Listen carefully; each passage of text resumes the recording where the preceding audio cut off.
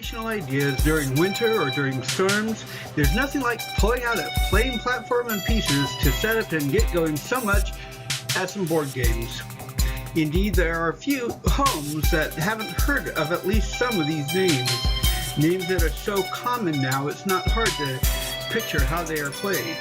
But which classic board games are the best? Which games actually have tournaments and challenges that sometimes go down in history and last for days? What games make this list? Once again, I must say this isn't a comprehensive list by any means. This is simply my own take on the subject, but it's something to learn how to play these games well. Some may surprise you, so grab the dice, sit back, relax, and let's get started.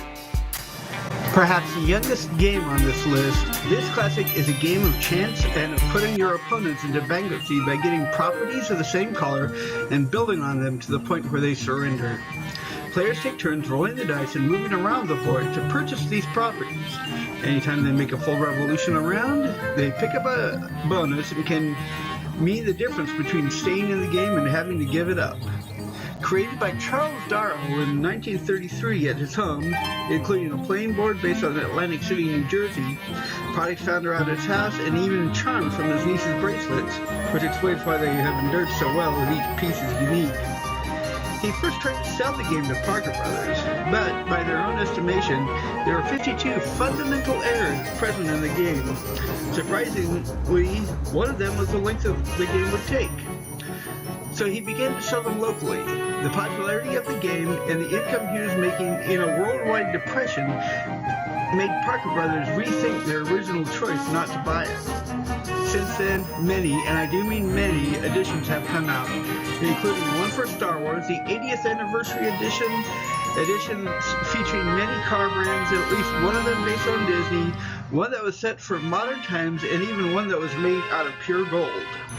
There's even a well-known restaurant that had a marketing idea based on the game, one that would guarantee to make them a great deal more money. And there are many ways to play the game, many that have grown from the way the individual homes changed the rules. For instance, the idea of free parking spot wasn't some jackpot winner, it was just a place to stop. But there is one space everyone hates to go on, where you go directly to jail without passing go, and where you have to stay for at least 3 turns. This classic chase game is also a game where the dice tell the story. Originating in India, the game is one where the chase is in the dice. The goal of the game is to take each token around the board from the start point to the safety of the home base at the end. It would be easy, but with others it becomes a bit of a challenge because if the dice indicate one of your opponents can land on your piece, that piece goes back to the start point, and you can't just land it at home base. You have to get there by an exact roll. If it doesn't make it, it has to deflect off the far wall and go back in order to make the roll full. There are ways around that. It is possible to split the roll between 2 or more pieces if there are moves available.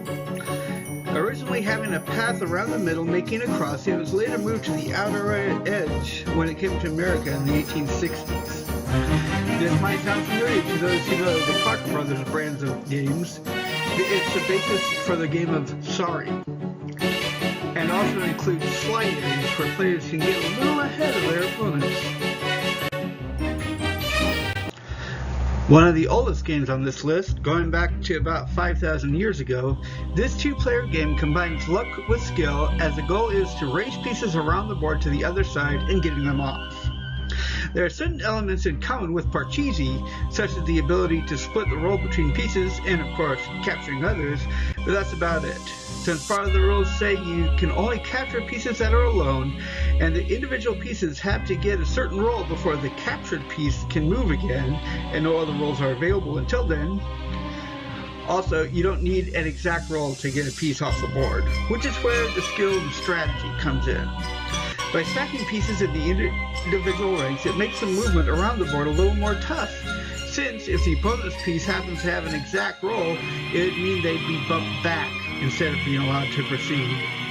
The game is very popular among friends and with travelers as it is semi-portable, can be carried anywhere, and only takes 2 players. There really is no way to quantify the strategy since they have to be made pretty much on the fly.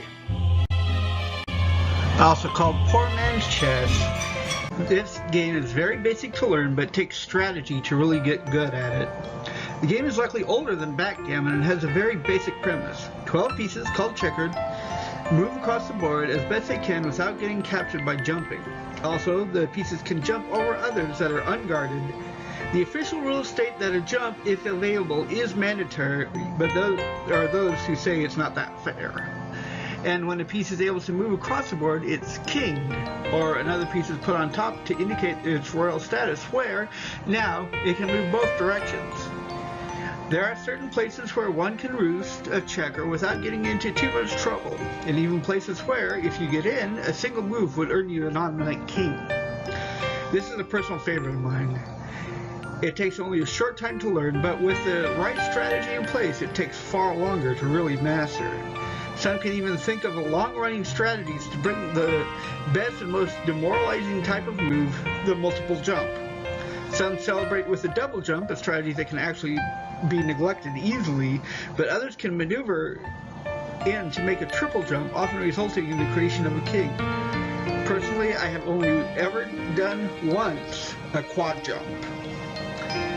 As the players lose pieces and gain kings, it becomes more of an all-out battle as more and more pieces become rarer and rarer until, at the end, one of the players, unfortunately, loses all the pieces and the one who took them all is declared the winner.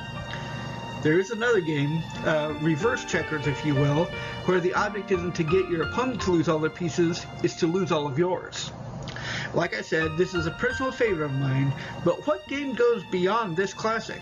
What game could blow the minds of people? What strategy-based game is proven to have an ultimate master that isn't even human?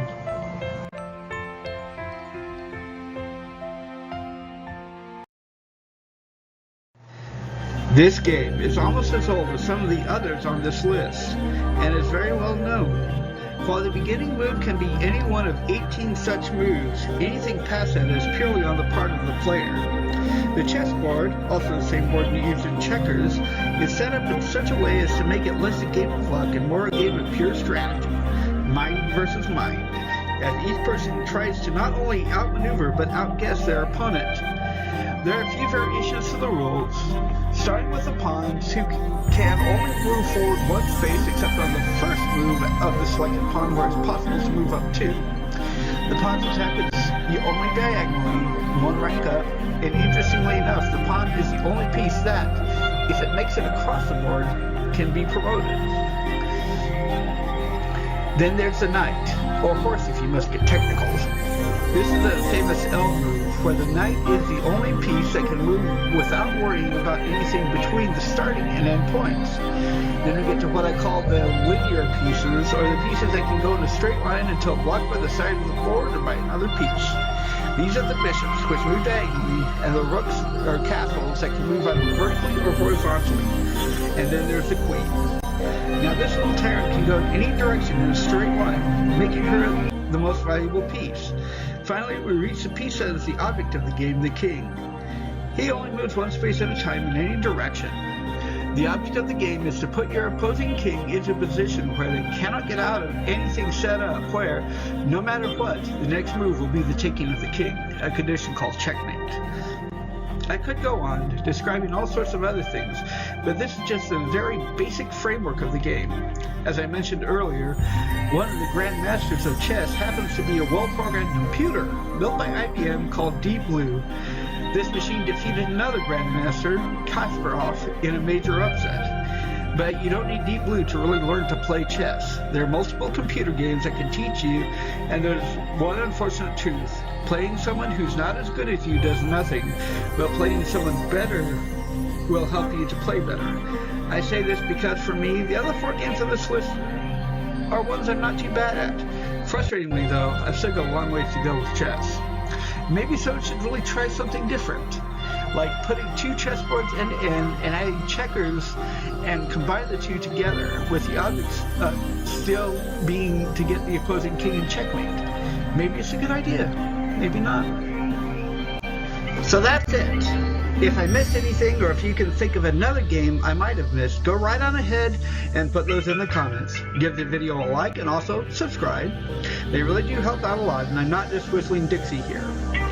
And we'll see you all on Saturday for a viewpoint, and next week for another Top 5. This is Black Fedora saying peace, and we'll see you all later. I don't want to go on the worst board games list. Hint, hint.